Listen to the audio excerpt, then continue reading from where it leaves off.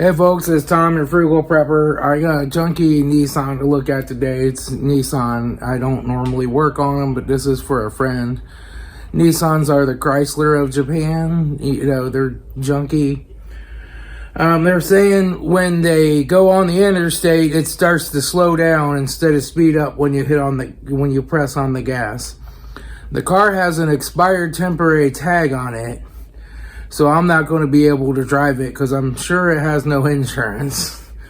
And I don't have Garage Keeper's insurance anymore since I'm not officially in business. So I can't drive a car if it doesn't have insurance and a valid tag at least, so I don't get pulled over.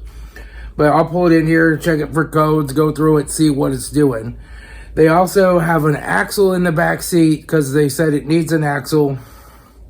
Told them I don't know if I'll get to that today or not. We want to figure out why it's not running first before we go putting a bunch of parts on it. And they said they have a power steering pump. They replaced the power steering line, but the line's leaking. And so now they have a pump, which those Nissans are really popular for losing their rack and pinion. It's probably a rack and pinion issue. I'm not going to do a rack and pinion on it. Needs to go to a shop that has a lift that can do it. I'm not laying on the cold ground in the middle of winter to try to do a rack and pinion in a Nissan. I'm not doing that. So, if it was summertime, I might, I have longer days and warmer driveway to lay on, but trying to get all that apart in the garage, laying on the cold concrete and it's like 15 Fahrenheit outside, even with the heaters running, the concrete don't warm up. I'm not going to do that, but I'll look at it and see. I know a lot of times those Nissans, they will run. Almost their normal running, you won't notice the miss. If like a whole bank of cylinders, the ignition's off on a whole bank. Like I've forgotten to plug the connector in when I've done like valve covers or something. And it'll run and it won't even run rough, but it will have no power. And I'm wondering if that's what's going on with it. I don't know. We're going to take a look at it and see. I got to move some stuff around in the garage so I can fit it in here, and then we'll take a look and see. I'll probably start it up in the driveway and hook the scan tool to it and see what codes it has. All right. I just want to show you, I got my computer set up and I got me a phone out here now. This runs off of the network in the garage through the wireless. It has a little wireless adapter in it, and it runs off the wireless in the garage, which goes to a wireless bridge back to the house. And it goes down to the basement where I have a FreePBX server running on my gaming machine. And then I have other phones in the house, and then I have an analog adapter that ties this in as ties all the analog phones as an extension off the phone system. So the Google Voice OBI talk went away, which was what I was using for years, to just have a dial tone off a free Google Voice number. So I got this, and it's something like 4 cents a minute for outgoing, or 0.4 cents a minute for outgoing calls, and 0.0, it's like a quarter of a cent per minute for incoming. And I don't use it that often, so I could put 20 bucks on there, and that's good for months, There's no monthly charge on it. I've used DIDforsale.com for my SIP trunk. They've been really good. Their tech support's great. They're responsive. They'll help you out, get your SIP trunk configured with any phone system. Although on FreePBX, it's really easy. And I can do 5 simultaneous calls. Unlimited incoming, 5 simultaneous outgoing. So yeah, you can see, like, let me do the echo test with FreePBX. And you are about to enter an echo test. In this mode, everything you say will be repeated back to you just as soon as it is received. The purpose of this test is to give you an audible sense of the latency between you and the machine that is running the echo test application. You may end the test by hanging up or by pressing the pound key. Echo. So, but yeah, that's That's this phone. I have like a full color one in the office, and I have another one in the bedroom. I have one back in my shed. I have one down at my reloading bench. So, you know, I got these used. I got all my phones used for like 25 bucks off of eBay, and then I just flashed the latest firmware on them. You can get the Verizon phones that are EA links, but they say Verizon at the top. They're for their One Talk system, and they will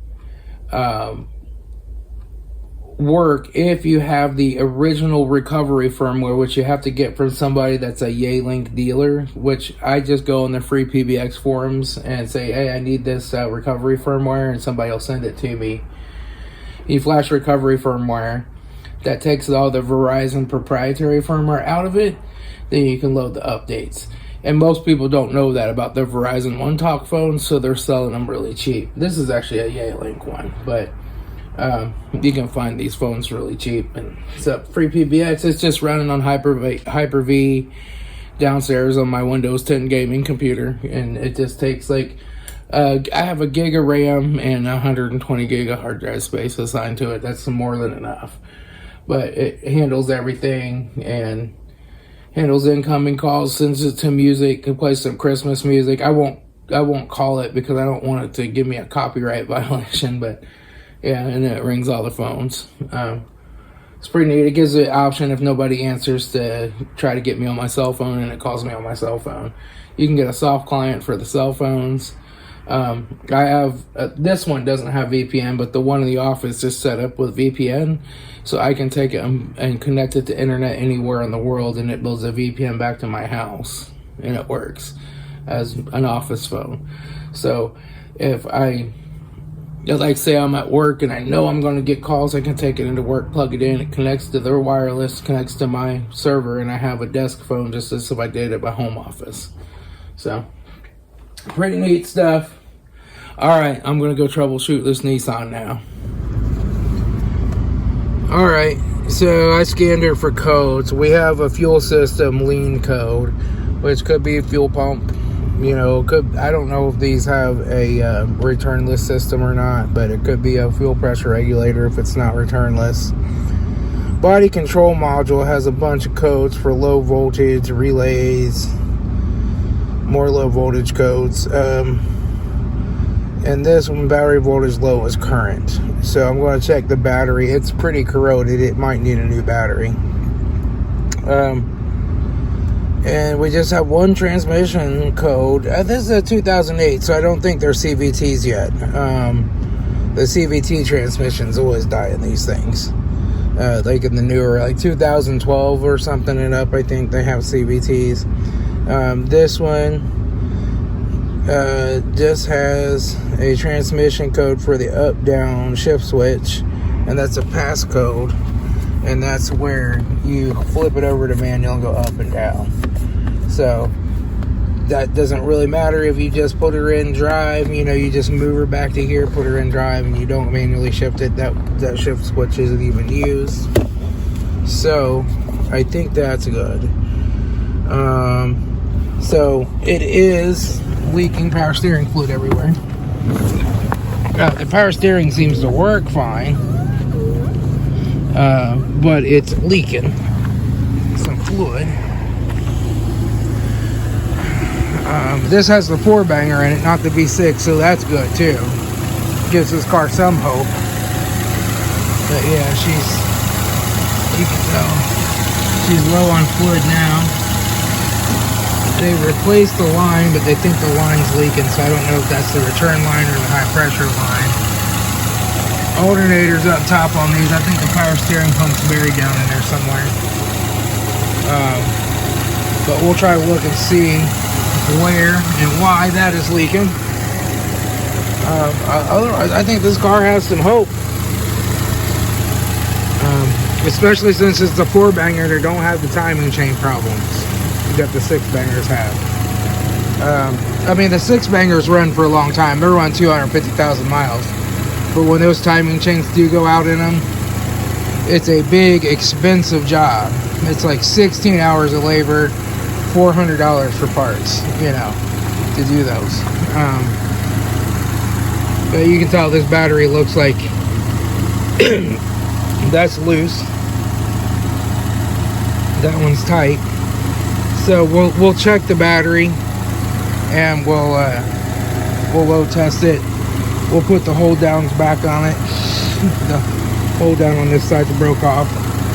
Clean the terminals and check the battery and see if it's good or if it needs a new one. As far as the axle, I don't know if it's the long one or the short one. It looks like it's the long one back there. So the transmission is on this side, so it must be this axle over here, the passenger side. We'll take a look at that axle as well. It's definitely making some noise when I accelerate it harder in the driveway. It sounds like something rubbing over here.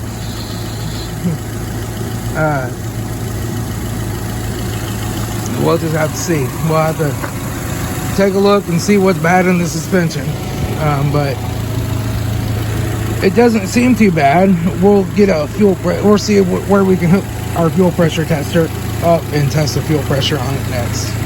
Okay, so I was going to take this air cleaner off to get to the fuel line connection underneath it there and try to hook up my fuel pressure tester to test the fuel pressure. But this is a mass airflow engine. It's not a speed density engine, so it has a MAF sensor. And this tells it how much air is going into the engine. So if you have more air going in than it realizes, then it's going to read the fuel trims on the O2 sensor and say, we're adding fuel, but you still have too much air, right? This might have a MAP sensor on it somewhere as well. But the MAP sensor is primarily what's used on a speed density type engine to determine how far the throttle plates are open and how much air pressure is there. But a mass airflow engine uses the MAP sensor as the primary measurement. You can unplug that MAP and it'll run a default fuel strategy. So anyway, I was taking this off, and look at here. She's all tore open. So she's sucking in too much air after the mass airflow has read. Right, so she's getting way more air than the mass airflow is saying she's getting, and it's getting that low fuel trim problem.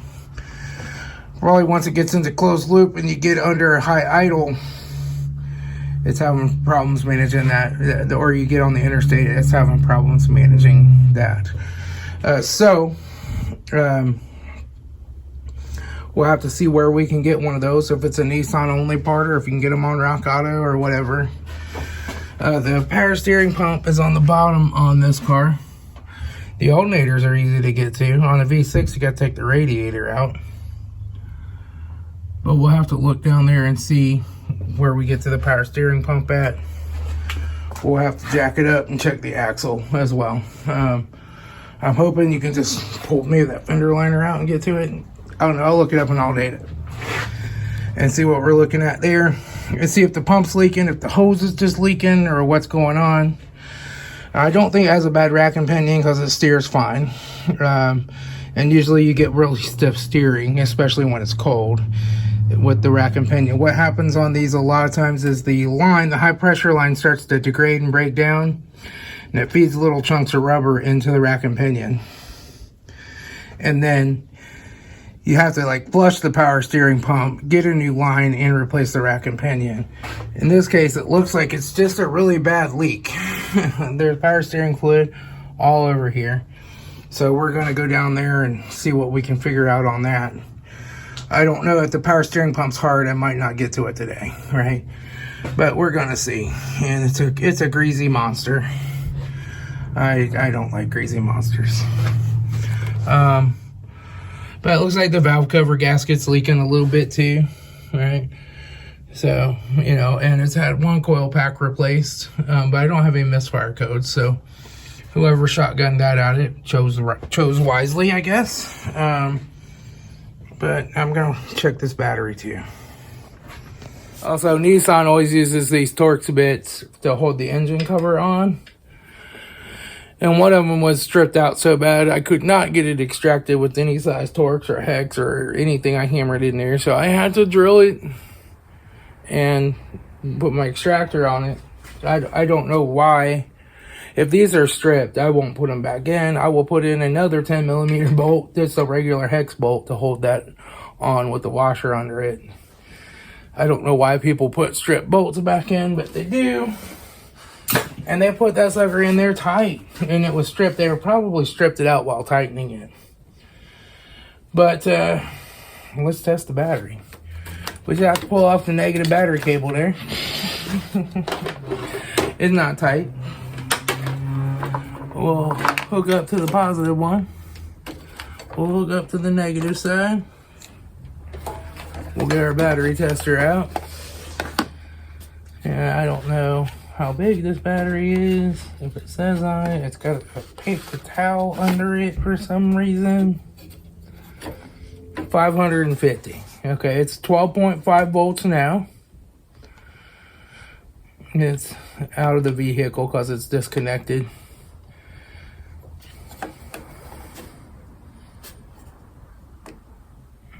Out of vehicle.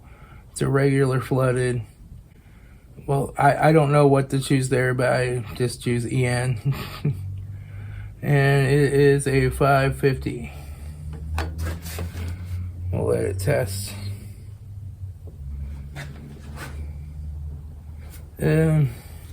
It's above 0 Celsius right now, yeah. And we'll say, okay, above. Place battery, 422 is measured. Out of 550. And it has an SOH of 64%, and the state of charge is at 96%. So she needs a new battery as well. I'll let her know that. See if they want me to run to Rule King and get one. Let me see what type of battery this is. Man, what the hell? It's a 35DL. I think that's a $59 battery. We'll see if Rule King has them. We'll put the hold down back in there right. I think somebody tucked this paper towel under it to help hold it down because the battery holder broke. I'm going to take that all off. I'm going to clean this battery terminal off real good. Clean this one, put it on tight. We'll get that fixed real quick. Alright, so both the hold downs are missing on this.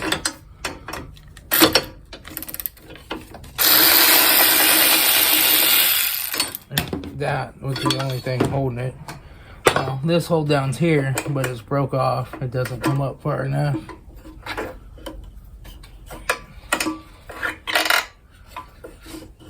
Oh, it does come up far enough. It's just pulled down. And this one's missing. We'll have to take the positive battery cable off.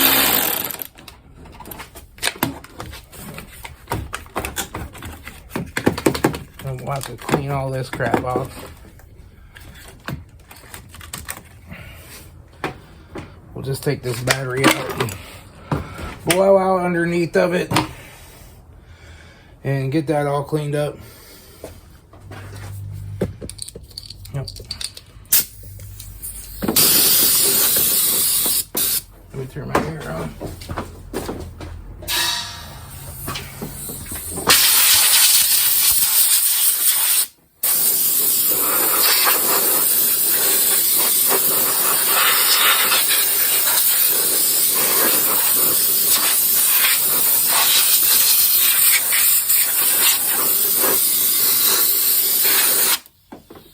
Looks like the other hold down's still here too.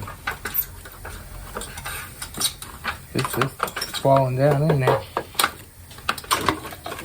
There's the other hold down. Okay, so the hold downs are good. Let me get a little brake clean and just spray this out.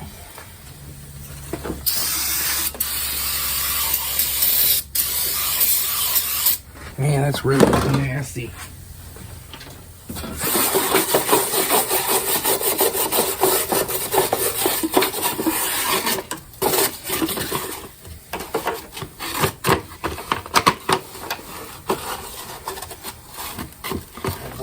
more.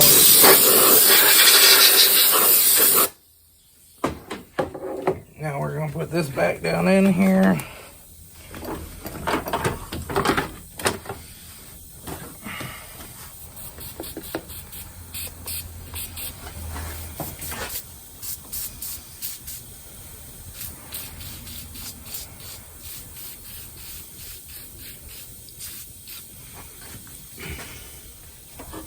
Built to last, Durablast. We'll clean those off.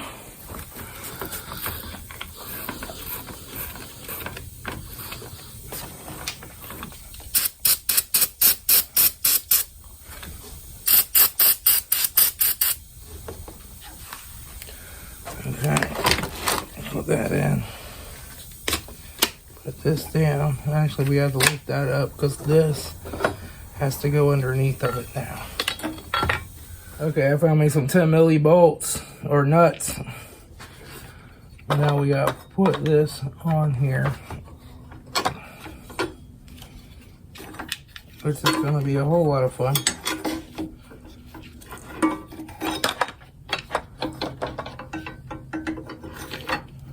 Okay, we'll put this one on.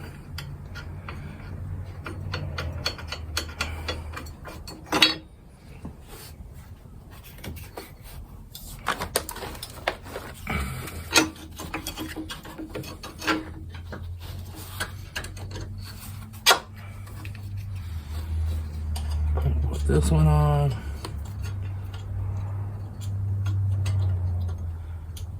If this one will go on. This one seems a little stripped. Now there.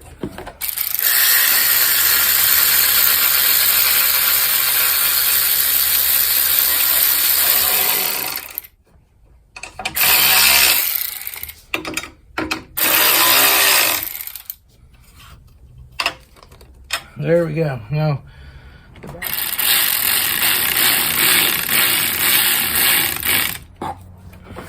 make sure that's tight. I will make sure this is tight.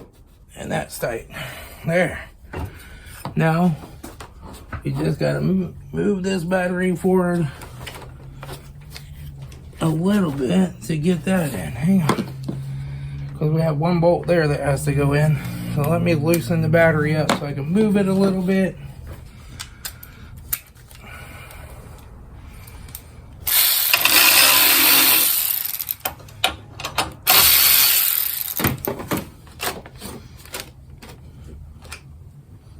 Right there. Then we'll put this bolt in. Put this down.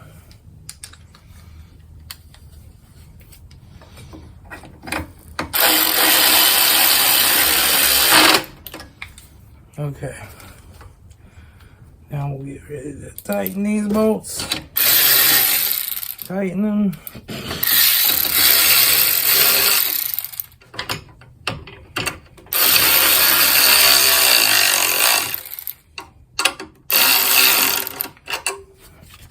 There we go.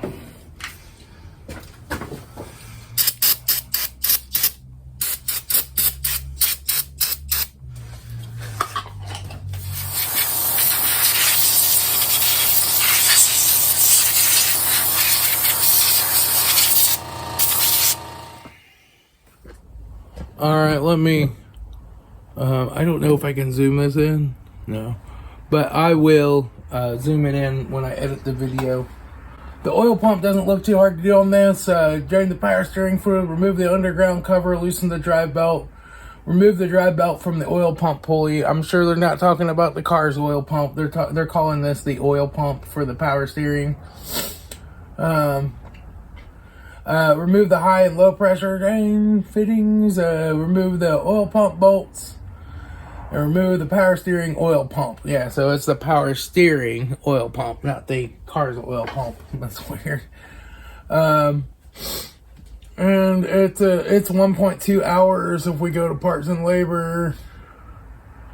Hang on, where's my parts and labor? My parts and labor, steering and suspension, steering, power steering pump, calls for 1.2 hours. And then we should be able to do the axle. Also, I don't know that it's going to save any time because you don't have to tear the axle and the cover off to, you know, do that. And the right to remove and replace it is, okay, one side. Right and left. So this is remove and replace the outer joint, remove and replace the inner joint, or remove and replace the axle shaft seals or the assembly. One side calls for 1.7 hours. So that's about 2 hours altogether.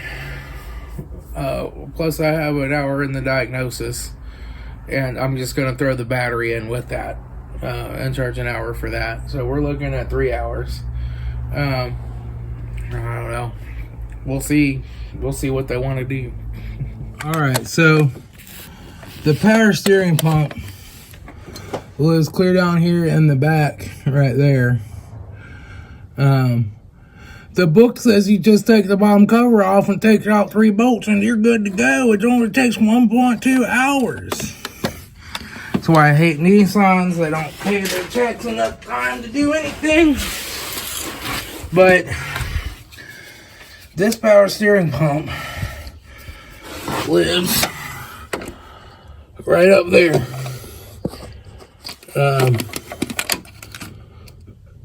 And you got bolts to get to up in there. Let me get down here and show y'all. You got bolts to get to. You got bolts in the back of it and in the front of it. And you got to get to them somehow. And there's no way to reach those back bolts. You got a line that you got to disconnect. The high pressure line just has 1 bolt that will come out.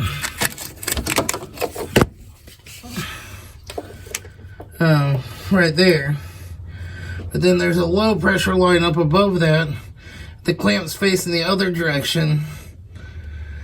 It looks like that low pressure line is leaking and it's dripping down on the high pressure line. But it might just be where this is throwing so much fluid.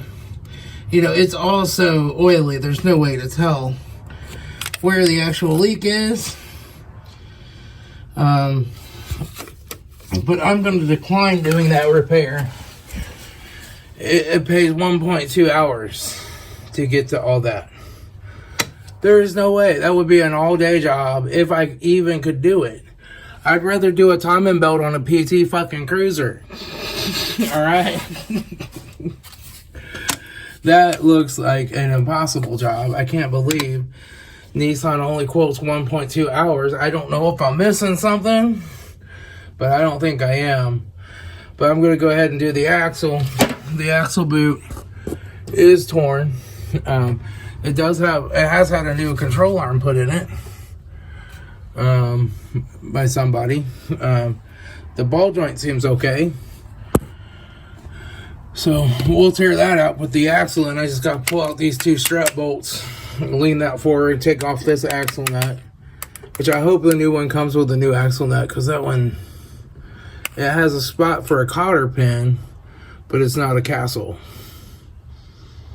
So I don't know if somebody used the wrong bolt or what, but it's definitely got a broken seal.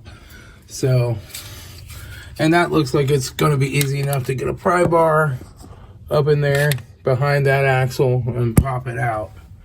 So, we'll get started on that, and I'll do that.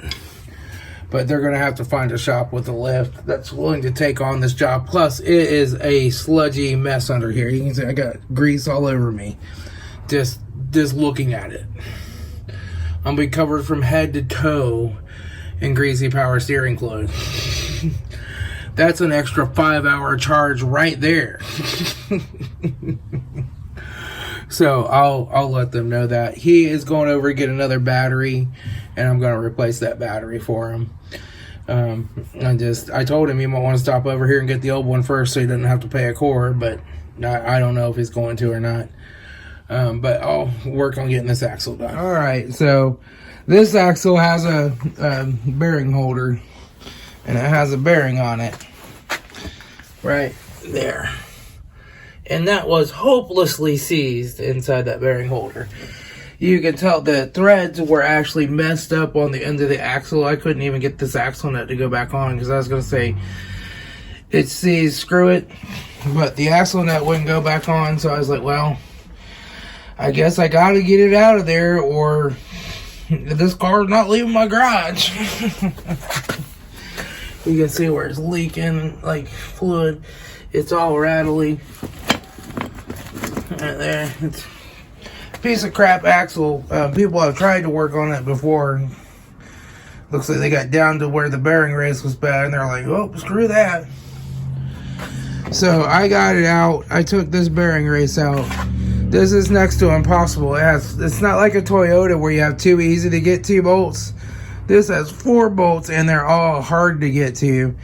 I actually had to use my right angle impact to get 2 of them out because they were so tight they wouldn't break loose. It just was a nightmare, and I locked it in my vise and hammered on the end of that axle until it finally came out. I figured it's either going to come out or I'm going to have to get another bearing race. But it came out, so you can see all the rust that has built up in here. So I'm going to get a Scotch-Brite pad and clean that up real good and make sure the bearing slides in there. Then this will be a lot easier to put back on if the axle's not in the way. And reaching around the axle while it was in there, back up under the subframe behind the cat, it was just a nightmare. But I finally got it. So now I'm going to clean that out, polish it, and put this bearing race back in, and then put the bearing in, put the new axle in. Holy crap, I hate Nissans. I really do. So this is my right angle impact. It's a Jet brand. I don't know. I thought these were Ingersoll Rand or something. I don't know. A subscriber sent this to me. Jaspel1, I believe, sent this to me. Because I made a comment on one of his videos like, hey, I would love to have one of those when he was showing it. And he actually mailed it to me. And I don't need to use it often. But when you got a really tight bolt and a really hard place to reach, these can be a lifesaver. And they are powerful as all get out too. So, yeah, I'm glad I had that. So what we want to do is take and test this to make sure I've cleaned this all up. Sprayed it down with some WD-40, made it extra good and clean. And that slides in there just fine. Now, Toyotas have usually a screw that you tighten to hold the bearing in. The bearing sticks up just a little high, just a little proud of that surface. And this clamp will clamp down on it and hold that outer bearing in place. So that bolts over here once you get the axle in. It just has 2 13 millimeters holding it in. But yep, now we're ready to get that out and go get this back in the car. It'll be easier without an axle in my way, hopefully. We'll put this back in and we'll put the axle in. Alright, so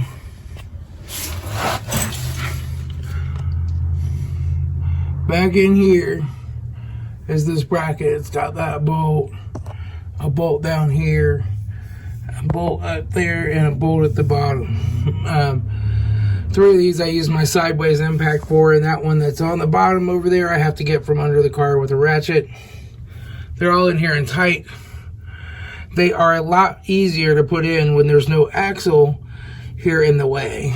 Working around the axle is a real nightmare. But I did finally get it. So now I just have to slide the axle into the transmission and top off the transmission fluid. And we're set to go. Alright, our axle is back in. And she goes clear back there to the transmission through that bearing. Now I'm going to put my bearing plate back on that bearing to hold the axle in. I don't know if it matters which way it goes, but I'll figure out which way it goes. And we'll stick that back on, and then we'll be ready. So now I got my axle nut on, torque to factory spec. And now I'm going to put this on. And then I'm going to slide this through the hole here. If it'll go through. But I'm gonna put that on, put that in so that this is all set. There we go, that lines up better. And then before, they just had a broken off old piece of cotter pin through here. They had stripped the threads, they cross-threaded it on. It was a mess. So somebody tried to do this before and just didn't have the ability to, you know, probably the tools to get it done. I just about didn't have the tools to get that done, but I got it.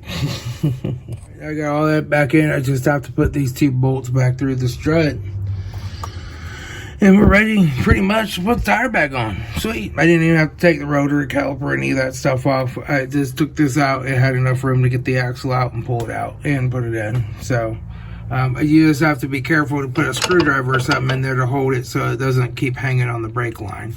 But you can get it out far enough without resting on the brake line to get it out of there. The book does tell you to pop the ball joint and take the control arm off, but you know, I don't always do what the book says. Alright folks, I'm out of Nissan Purgatory. I'm not doing the power steering pump. That'll have to go to a shop to get that done. But I finally got the axle in there. Good Lord, I don't like Nissans. Put the bolts back on. I ordered the air cleaner pipe for it. We'll put that on. It'll run better. Has an exhaust leak too, but I don't think they care about that. So we don't have any kind of inspections or anything in Ohio. So the Accord, that I got that back to my son yesterday. It died again. I went out while it was dead on the side of the road, and I got to start, and I jiggled the key, shut down. Now I tried jiggling the key when I was testing it, and it didn't shut down. But so then I turned it to the start position full and then let it snap back as soon as it started, and it started up and it ran and it got him home.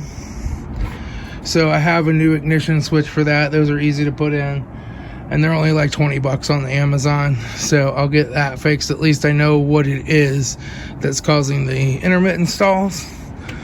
And the ball joints and everything are good in it. He needs to get an alignment because the tires are really nice on that. He needs to get it aligned, keep the tires nice. But I'm done. I am done for today. This is Tom, your Frugal Prepper. I'll talk to y'all later.